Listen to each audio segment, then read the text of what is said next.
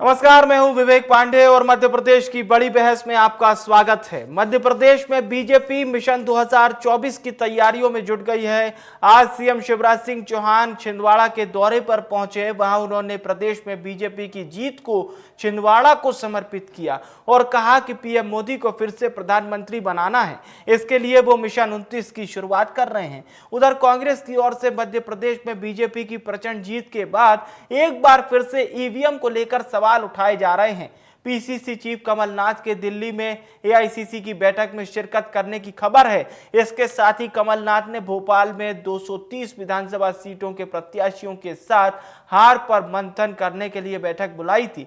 उधर आज के दिन बड़ा अपडेट यह भी है कि सूबे के 7 सांसदों में 5 विधायक बने सांसदों ने लोकसभा अध्यक्ष ओम बिरला को संसद सदस्यता से इस्तीफा का पत्र सौंप दिया है। लेकिन बड़ी बहस की अहम खबर यह है कि मध्य प्रदेश में बीजेपी मिशन 2024 की तैयारियों में पूरी तरह से डूब चुकी है। इसके साथ ही सूबे में सीएम के नए चेहरे पर भी चर्चा शुरू हो चुकी है। मध्य प्रदेश की रणनीति को छत्तीसगढ़ और राजस्थान में भी बीजेपी अपनाएगी। बीजेपी हाईकमान ने इस पर मुहर लगा दी है। खबर यह भी है कि शिवराज सिंह चौहान और वीडी शर्मा प्रदेश से केंद्र में शिफ्ट कर दिए जाएंगे। तीनों राज्यों में भी गुजरात फॉर्मूला ही अपना लिया जाएगा। और आज इस्तीफा देने के बाद केंद्रीय मंत्री नरेंद्र सिंह तोमर, केंद्रीय मंत्री प्रहलाद सिंह पटेल दोनों एक साथ बीजेपी के राष्ट्रीय अध्यक्ष जेपी नड्डा के घर पहुंचते हैं। उधर बीजेपी मुख्यालय में पार्टी अध्यक्ष जेपी नड्डा के नेतृत्व में बीजेपी महामंत्रियों की बैठक की भी खबर है। आज इसी मुद्दे पर चर्चा करेंगे। उसके पहले कांग्रेस का ईवीएम पर आरोप और सीएम शिवराज का 29 सीटों में जीत का दावा करने वाला बयान सुन लेते हैं।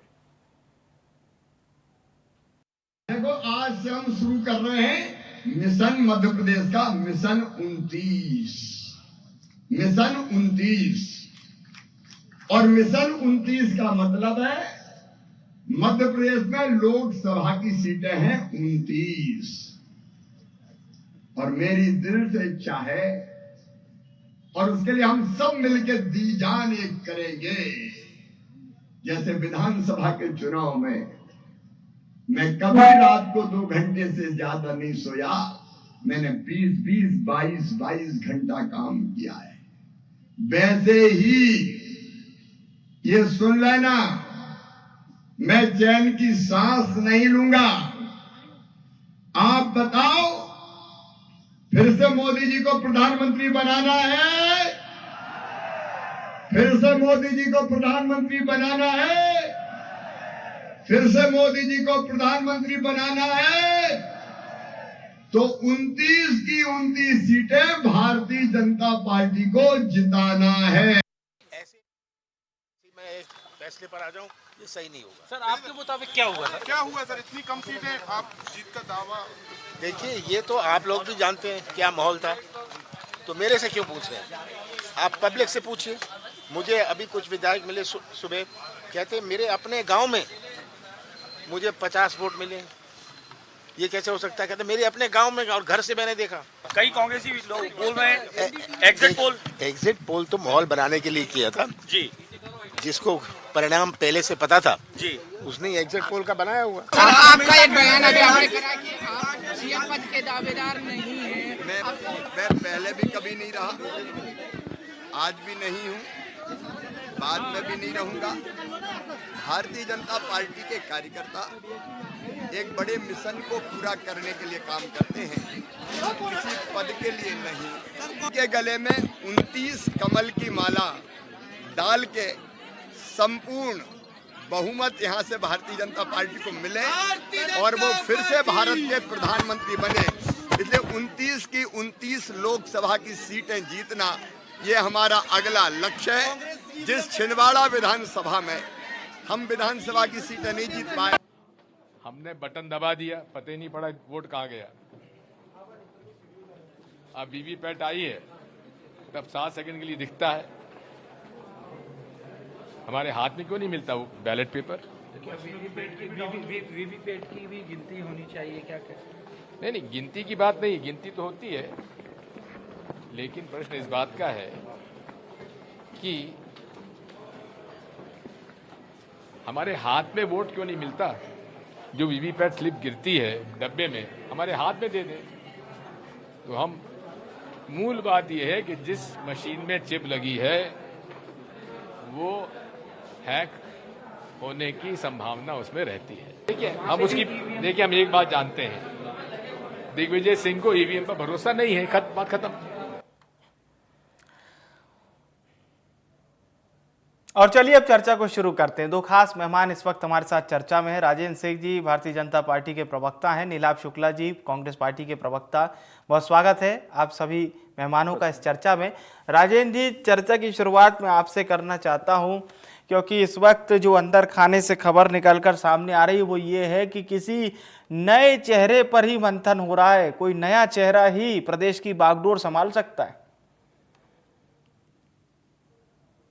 नमस्कार विवेक जी, सबसे पहले मैं मध्य प्रदेश की देवतुल्य मतदाताओं को और भारतीय जनता पार्टी के कार्यकर्ताओं को बधाई देता हूं, शुभकामनाएं देता हूं और मतदाताओं का आभार व्यक्त करता हूं इतने बड़े जनादेश के लिए। अब जो आपने चर्चा कही है कि एक अंदर खाने की खबर आ रही है, तो ये मीडिया की अपनी एक खबर का एक सूत्र हो सकता है, लेकिन जहां तक भारतीय जनता पार्टी के कार्यकर्ता और नेताओं का जो एक मत से बात है वो ये है कि हमारा संसदीय बोर्ड तय करेगा कि कौन विधायक दल का नेता होगा और कौन हमारा मुख्यमंत्री होगा। इसमें कोई दो राय नेतृत्व को तय करना, इस बात को लेकर कोई दो राय कहीं भी नहीं है। जी तो चलिए, जो केंद्रीय नेतृत्व तय करेगा वो प्रदेश का मुख्यमंत्री होगा। ठीक है। औपचारिक घोषणा के लिए हम लोग भी इंतजार करते हैं। राजेंद्र जी, मिशन 29 की शुरुआत हो चुकी है। सीएम शिवराज सिंह चौहान देखिए प्रदेश जीत लिए, लेकिन अभी से मिशन 29 में के लिए पहुंच गए छिंदवाड़ा यानी कि कमलनाथ जी के गढ़, जहां पर इस बार आपको एक भी सीट नहीं मिली। शिवराज जी ने कहा कि छिंदवाड़ा जीतेंगे और पूरे 29 सीटें जीतेंगे लोकसभा की। जी बिल्कुल, मैं इस बात के लिए बेहद प्रसन्न हूं और माननीय शिवराज जी ने जिस तरीके से पूरी विधानसभा चुनाव के दौरान कैंपेन किया था 20 घंटे 22 घंटे, उसके बाद भी चुनावी जीत के बाद हम दंभ में नहीं आए। हमारे लिए अगला मिशन बड़ा मिशन था, लोकसभा के लिए एक बड़ा मिशन है, उसकी तैयारी में जुट गए। जब हमारे नेता जुटे हैं तो पूरे कार्यकर्ता मनोयोग से जुटेंगे और निश्चित ही इस बार हम जो शिवराज सिंह जी ने कहा है प्रदेश से पूरी 29 सीटें भारतीय जनता पार्टी को देंगे, जीतकर माननीय मोदी जी को हम उसके लिए समर्पित करेंगे। अब दूसरी बात जो कई कांग्रेस के मित्र, अभी मैं एक डिबेट में था, उन्होंने कहा कि इतनी जल्दी क्या है। तो उसके लिए ये है कि जब लक्ष्य बड़ा हो तो मेहनत भी ज्यादा होगी और उस बात के लिए हम शिवराज जी के चलिए 2019 में 28 सीटें तो प्रदेश ने दी थी। चाहिए। देखिए आप भी समझ रहे हैं 100 दिन के बाद कभी भी आचार संहिता लग सकती है, तो 100 मीटर की रेस जब दौड़ना है तो पहले स्टेप से ही तेजी से भागना होगा। 2019 में वैसे 28 सीट तो आपको मिली गई थी, एक सीट बस नहीं मिली थी। 400 पार का लक्ष्य हमें हासिल करना है, तो उसके लिए तैयारियां भी नीलाभ जी का रुख करते हैं। नीलाभ जी, सर ईवीएम पर बहुत बयान आ रहा है सर। प्रत्याशी भोपाल पहुंचे और कहा कि ये तो ईवीएम की गड़बड़ी है। कमलनाथ जी ने कहा कि मुझे कुछ प्रत्याशी मिले जो कह रहे थे मेरे गांव से मुझे 50 वोट नहीं मिल पाए। फिर मैं आपके नेताओं को सुन रहा था, लिस्ट जारी हो गई है जिसमें बैलेट पेपर में यानी जो कर्मचारी वर्ग के वोट थे उसमें आपने जीत दर्ज की, पर आपको ईवीएम के वोट नहीं मिले। क्या है ये पूरा मसला नीलाभ जी? देखिए मैं उस पर बाद में आऊंगा, पहले मैं आपकी एक बात कहें कि मेरे भाजपा मित्र की बात का जवाब दे दूं। शिवराज जी ने कवायद की है कि अपने छिंदवाड़ा जीतेंगे, जबकि पूरी विधानसभा हार चुके हैं। ये एक्चुअली मुख्यमंत्री पद पर काबिज रहने ही कवायद। ये जल्दबाजी यूं ये बताया जा रहा है कि मैं ही हूं जो आपको लोकसभा जितवा सकता हूं, तो मुझे मुख्यमंत्री पद से नहीं हटाया जाए। ये सीधा संदेश केंद्रीय नेतृत्व को देने का प्रयास है। खबर तो ये आ रही कि तीनों राज्यों में कोई नया चेहरा ही बनेगा सर, तीनों राज्यों में। तो ये उस कवायद का ही एक हिस्सा है कि मुझे अभी मत हटाओ, मैं लोकसभा जिताऊंगा आपको। चलिए शुक्ला साहब, आपके ही प्रश्न का जवाब दे दीजिए जो मैंने पूछा सर आपसे। जी हाँ, अब सीधी बात है। देखिए क्या होता है, मतगणना में समय आश्चर्यजनक रूप से किया था। हमने कोई आरोप जो लगाया वो तथ्य के साथ लगाया। हमारे विधायकों ने देखा कि मतगणना के समय जो ईवीएम थी, वो जो मतगणना में मतदान के समय उपयोग की गई थी और मतगणना में जब खोली गई तो 99% वो चार्ज थी। क्या संभव है जो ईवीएम 10 घंटे चली हो, जिसका उपयोग 10 घंटे किया हो, आज मोबाइल अपन 10 घंटे यूज करते हैं, 99% चार्ज रहता नहीं रहता। वो ईवीएम मतगणना के समय 99% चार्ज थी, उसमें अधिकांश वोट भाजपा को गए थे। ये बड़ा सवाल खड़ा करता है। दूसरी बात, बैलेट पेपर, जो पोस्टल बैलेट पेपर में हम 199 सीटों पर बम्पर मतदान दिया है हमें, उसके बाद सरकारी कर्मचारियों के मतदान रोक दिए गए, पुलिस कर्मियों के मतदान षड्यंत्र पूर्वक रोक दिए, वरना और ज्यादा मतदान हमारे पक्ष में होता। तो सीधे ईवीएम खुलती है तो ऐसा क्या परहेज हो जाता है जनता को, कांग्रेस के वोट कम होना शुरू हो जाते हैं? तो कहीं ना कहीं सवाल तो खड़े होंगे। लेकिन फिर भी देखो, हम कह रहे हैं, हम जनादेश हमें स्वीकार है, हम आत्मचिंतन करेंगे, आत्मावलोकन करेंगे, समीक्षा करेंगे, लेकिन जो षड्यंत्र हुआ है, जो गड़बड़ी हुई है, उस पर भी चर्चा करेंगे। दो तरफा बात, एक तरफा बात नहीं हो सकती। मैंने कहा हम आत्मचिंतन भी करेंगे, आत्मावलोकन भी करेंगे। तो कैसे वो गड़बड़ कैसे पता चलेगी? हमें तो खबर मिली कि 15,000 शिकायतों को लेकर सुप्रीम कोर्ट में भी अपील दायर कर दी गई है कि साहब 15,000 शिकायतों पर कुछ निराकरण ही नहीं किया निर्वाचन आयोग ने। लेकिन हमने इस चुनाव में 350 शिकायतें करी गई थी। आपने देखा कि बैलेट पेपर 27 तारीख, जो कि 3 तारीख को खोलने थे, 27 तारीख को डाक मत पत्री बालाघाट में खोल दी जाती है, जो कलेक्टर स्वयं स्वीकार करते गड़बड़ी हुई है। हमने 350 शिकायतें करी, लेकिन उस पर कार्रवाई नहीं हुई। कहीं ना कहीं दबाव बनाया गया। सीधी सी बात है, जो अमित शाह जी आकर भोपाल में यह आह्वान करते कि जो अधिकारी कमल का साथ न दे उसे छोड़ना मत। ये बड़ा प्रश्न है।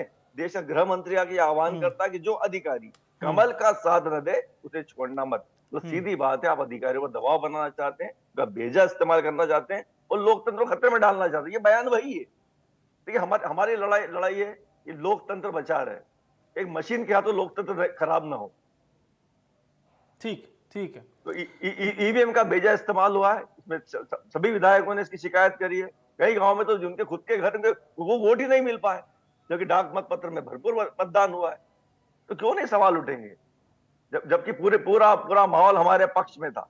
अप्रत्याशित परिणाम आए जो जनता के भी गले नहीं उतरे। जनता खुद कह रही है कि हमने कांग्रेस को वोट दिया, आखिर वोट गए कहां? सवाल तो बड़ा है, आखिर ये वोट गए कहां? राजेंद्र जी, सवाल ईवीएम पर खड़े हो रहे हैं कि जो वोटिंग परसेंटेज कांग्रेस कह रही है कि अधिकारियों का, कर्मचारियों का वोटिंग परसेंटेज तो मिल गया, लेकिन ये जो ईवीएम मशीन जब खुलना प्रारंभ हुई तो वो वोटिंग परसेंटेज कुछ और ही कह रहा था। देखिए, मैं दो बातें मेरे कांग्रेसी मित्र से बोलना चाहता हूँ। एक तो इन्होंने कहा कि बालाघाट का हवाला दिया। बालाघाट में जो हुआ उसके बारे में कांग्रेस के ही प्रवक्ता और वहां के पदाधिकारियों ने स्वीकार किया कि ये हमारी गलत बयानबाजी थी। एक्चुअल वो जो था, पोस्टल बैलेट अलग अलग विधानसभा के हिसाब से उनके लिफाफे को छटाई की जा रही थी, जिसपे एसडीएम का बयान भी आया, जो निर्वाचन अधिकारी थे वहां के, और उसको कांग्रेस के प्रवक्ता और कांग्रेस के पदाधिकारियों ने भी उस दिन तत्काल में ही ये स्वीकार किया कि ये हमें किसी तरह का भ्रम हुआ था, ये हुआ। दूसरी चीज इन्होंने कहा कि मैं बड़ा उससे कहना चाहूंगा, माननीय दिग्विजय सिंह जी अपने आप में इंजीनियरिंग पढ़े हुए हैं, वो कहते हैं कि चिप में गड़बड़ी हो सकती है, हैक हो सकती है।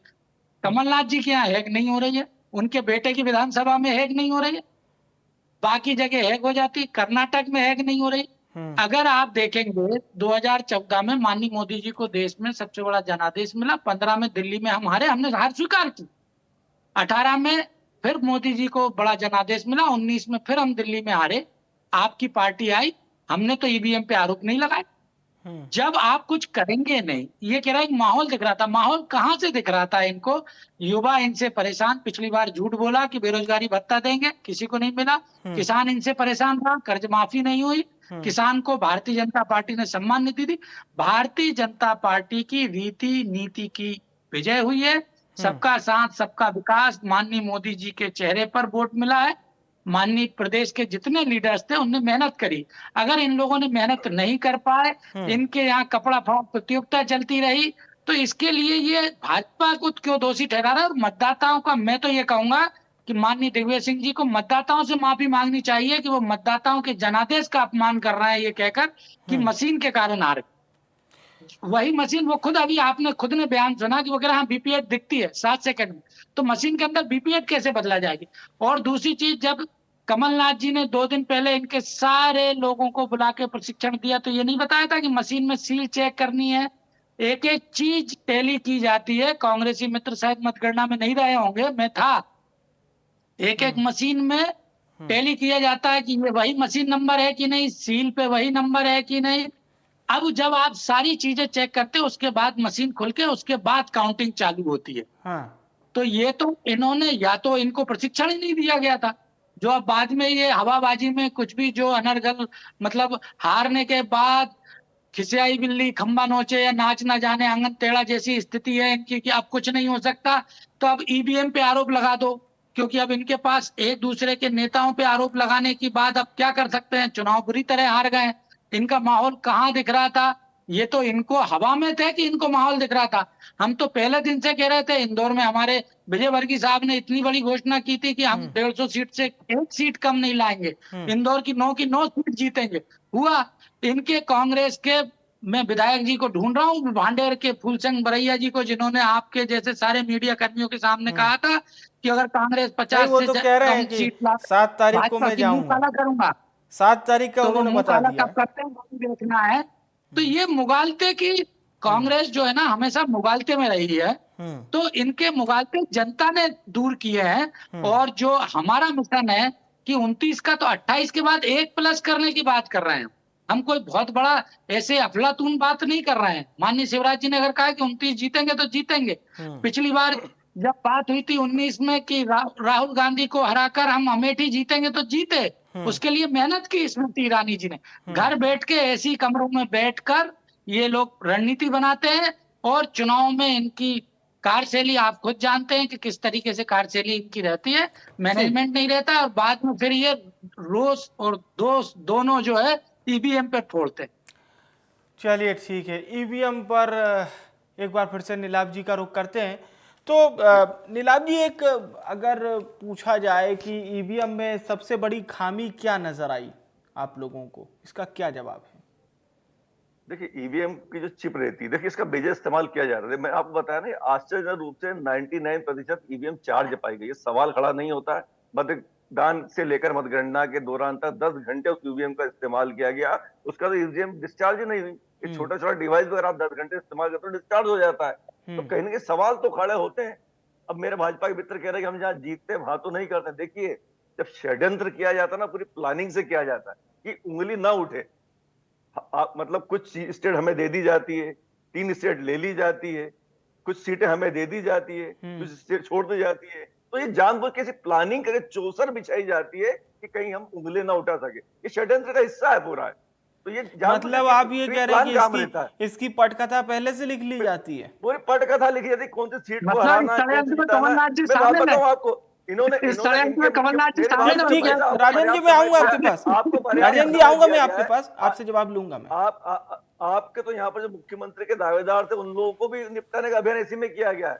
जो न्यूनतम वोट उनको भी हरा दिया गया है। तो अभी आप ये तो आपकी पूरी पटकथा लिखते हैं आप कि किसको निपटाना है, किसको जिताना है, या पूरी पटकथा लिखते हैं।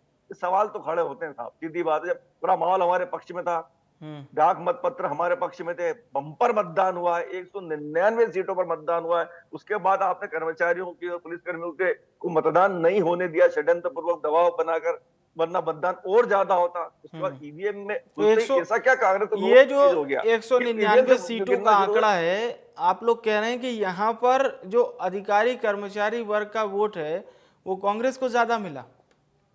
बम्पर मतदान हुआ है 199 सीटों पर, और उसमें भी आधे से ज्यादा लोगों को मतदान करने ही नहीं दिया गया, वरना और ज्यादा मतदान होता। तो सवाल खड़े होते हैं। आज जनता कह रही है हमने वोट कांग्रेस को दिया, वोट आखिर गया कहां?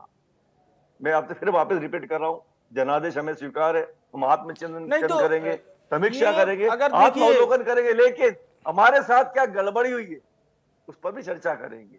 सुनिए तो सर बिल्कुल बिल्कुल, मैं आपकी पूरी बात सुनने के लिए तैयार हूं सर, दर्शक भी सुन रहे हैं।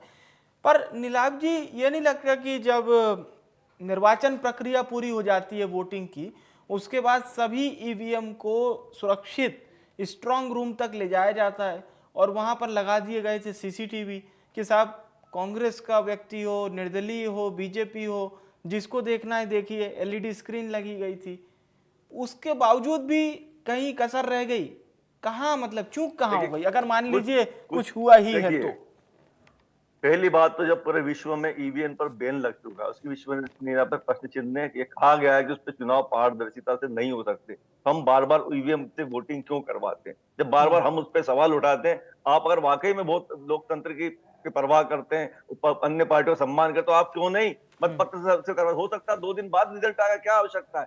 पारदर्शिता तो रहेगी। यही मंच हम बार बार उसका ईवीएम उठाते हैं, लेकिन आप बार बार ईवीएम से ही मतदान कराते हैं। आपका कहने का मतलब है सर कि बैलेट पेपर ज्यादा इफेक्टिव साबित होगा as per as compare to EVM? दूसरी बात, ईवीएम पे इस्तेमाल होने वाला सोर्स कोड, उसका ऑडिट होना चाहिए, उसको सार्वजनिक डोमेन पर रखना चाहिए। वो क्यों नहीं आप रखते हैं? उसका सोर्स कोड होता है ईवीएम का, सार्वजनिक डोमेन पर रखें आप, वो भी नहीं आप रखते हैं। 2019 के ईवीएम के जो वीवीपैट है और उसका मिलान का ब्यौरा आज तक नहीं मिल पाया है। चलिए एक फाइनल कमेंट राजेंद्र सिंह जी आपसे, ईवीएम की निष्पक्षता पर सवाल। नीलान जी, आपने एक चीज कही कि पूरे विश्व में बैन हुआ, कहीं बैन नहीं हुआ। बैन शब्द तब होता है जब यहाँ कोई चीज स्वीकार की जाती है और बाद में उसको रोका जाता है। दूसरी चीज आप कह रहे हैं कि वो यूएस का उदाहरण दे रहे हैं कि यूएस में भी नहीं जाना चाहते, प्रगतिशील भारत की ओर नहीं जाना चाहते। आप ये जानते कि मतलब हम तो शुरुआत करेंगे, मतलब आप वापस 50 साल पीछे जाना चाहते हैं। पूरा विश्व और भारत आगे बढ़ रहा है।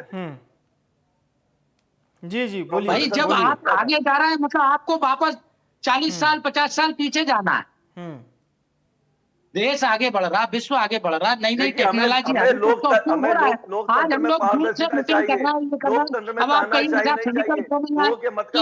होना चाहिए, देश का लोकतंत्र सुरक्षित रहना चाहिए, उसके लिए जो भी करना पड़ेगा मैं कह रहा हूँ लोकतंत्र सुरक्षित है। आप लोग तो आपकी क्या जीत है, इससे क्या जीत है, उससे आपको क्या फायदा है कि आप मतपत्र से मतदान क्यों नहीं कराते? बंद करवा दीजिए ईवीएम, क्यों नहीं करवाते हैं आप? अरे 2 दिन बाद परिणाम आएंगे, 3 दिन बाद परिणाम आएंगे, क्या हासिल? ये लोकतंत्र सुरक्षित रहेगा, हम सवाल नहीं करेंगे, जनता सवाल नहीं करेगी, कहीं ना कहीं गड़बड़ी है, तभी तो आप उसको बंद करना नहीं चाहते। लोकसभा में चुनाव होने वाले हैं, आप मतपत्रों से करवाइए चुनाव, आप करवाइए मतपत्र चुनाव। अगर वाकई में आप अपने आप को लोकतंत्र के रक्षक मानते हैं, करवाइए, है आप में हिम्मत। अच्छा, दूसरी चीज मैं ये जानना चाह रहा था कि जब 3 तारीख तक आपने कोई आपत्ति नहीं ली, 3 तारीख तक आपको मशीन में कोई गड़बड़ी नहीं दिखी, आप कह रहे 99% चार्ज, तो जो अभी हमारे महोदय कह रहे थे कि जहाँ सीसीटीवी कैमरे लगे हैं, लोग रखवाली कर रहे थे स्ट्रांग रूम की, तो उसको क्या हवा से चार्ज कर दिया? तभी तो मालूम ये जो है आप तकनीकी तौर पर कोई बात कर रहे हैं तो तकनीकी तौर पर करना चाहिए। ऐसा नहीं कि कुछ हम नहीं जीते तो साहब मीडियम गड़बड़ है। आप मोबाइल इस्तेमाल करते हैं, 10 घंटे मोबाइल चलाते हैं तो 99% चार्ज रहता है क्या? इतना तो नहीं रह सकता। आपका बैटरी बैकअप अच्छा होगा तो जरूर हो, लेकिन हवा में चार्ज भी नहीं होगा। अगर आपके जेब में चलिए ठीक है, तो वहां फिर ये सवाल जवाब का सिलसिला फिर बढ़ता ही चला जाएगा। मैं धन्यवाद करूंगा राजेंद्र सिंह जी आपको, नीलाभ शुक्ला जी आपको, दोनों मेहमानों को बहुत बहुत शुक्रिया हमारे साथ चर्चा में पार्टिसिपेट करने के लिए। सवाल ईवीएम पर खड़ा हो रहा था, इलेक्ट्रॉनिक वोटिंग मशीन, फिर उससे बढ़ के वीवीपैट मशीन भी आ गई। यानी आप किसी को वोट करते हैं तो देख लीजिए, पर्ची निकलकर सामने आएगी, पर्ची आपको मिलेगी नहीं लेकिन उस पर्ची में दिख जाएगा कि आपने किस उम्मीदवार को वोट दिया।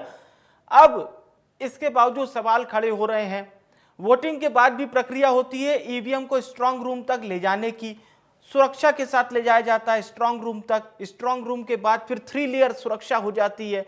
इतनी सुरक्षा के बावजूद भी ईवीएम ट्रेस कैसे हो रही है? पहले ट्रेस हो रही है, बीच में ट्रेस हो रही है, बाद में ट्रेस हो रही है। कांग्रेस इस वक्त सवाल खड़ा कर रही है ईवीएम पर कि वोट बहुत मिले लेकिन इस ईवीएम ने हमारे वोट को कम दिखाया। जनता कह रही है कि हमने तो आपको वोट दिया, वोट कहां चला गया पता ही नहीं चल रहा है। बहरहाल अब चुनावी नतीजे आ चुके हैं, नई सरकार बनने जा रही है, ये सवाल जवाब कब तक जारी रहेंगे ये हम और आप देखेंगे। बड़ी बहस में फिलहाल के लिए इतना ही।